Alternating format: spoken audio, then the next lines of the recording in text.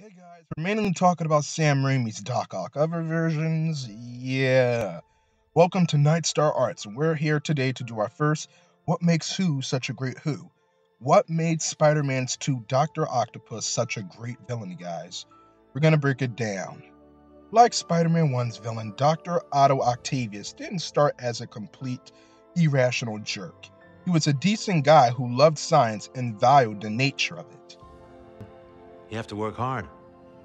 Intelligence is not a privilege, it's a gift. And you use it for the good of mankind. The guy was married, had local people within New York City respect him. The guy was decent. Until that bad accident happened and things went upside down just like the film's first villain. As mentioned earlier, one thing for sure is Doc Ock didn't plan for his life to turn to hell. Nor did he plan to turn to a life of crime.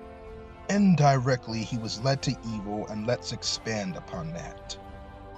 First off, while this is one of the many things that's great about Doc Ock, this very strength is what led him to evil, Doc Ock's intelligence. In the beginning of Spider-Man 2, you can already see that Doc Ock is the type where he doesn't waste time on bullcrap, but at the same time he's friendly. When he's talking to Peter about knowledge, you can see there's a serious side to Octavius here. He treats knowledge very profoundly, like a god. Now, Doc Ock is a scientist, so of course he believes in facts and treats science with all respect. But what makes knowledge and Doc Ock a dangerous couple is not knowledge itself, but Doc Ock's self-knowledge. Basically, Doc Ock's own intelligence of science and the laws and world behind it, and yada yada yada. Dr. Octavius was definitely the type of guy that took pride in his work. But you could say he let pride interfere too much. First off, for starters, when building a fusion reactor, Doc Ock couldn't see the additional screws needed to be drilled into that machine, which even Peter spotted. When it came time for the presentation of the machine, it was going smoothly until a malfunction appeared. Now, this is where we start talking about Doc Ock's pride interfering too much. When the machine started malfunctioning, Doc Ock played it off as the machine needing to stabilize. But it was obvious that the machine was completely off wire, and that's when the accident happened. The whole accident could have been prevented. Octavius would have just accepted that the machine needed more tinkering, but he refused, which caused injuries and the death of his wife.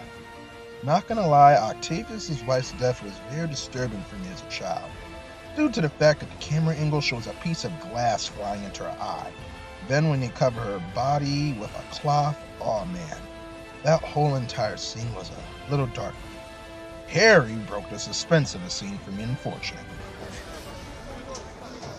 I'm ruined. I have nothing left except Spider-Man. He saved your life, sir. He humiliated me by touching me. The most entertaining aspect about Doc Ock is his resilience, for example. Even after losing everything, he still chooses to rebuild the machine. Well, to be fair, his monstrous arms persuaded him. Everything Doc Ock does in Spider-Man 2 is not for revenge or for justice, but it's just to rebuild the dream that was taken away from him due to that poor accident.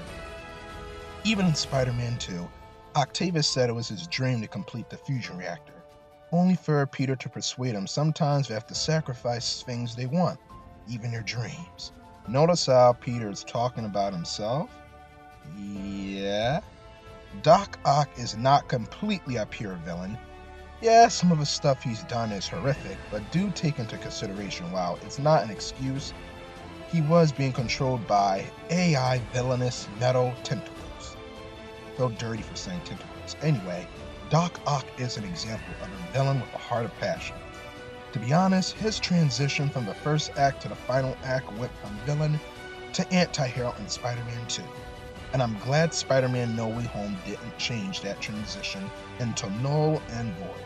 In fact, to finish off this video, if you haven't seen Spider-Man No Way Home, go see it. It's packed with action and great content just for the fans, and comic fans in general. So go see it! This is Nightstar Arts, and I'm out.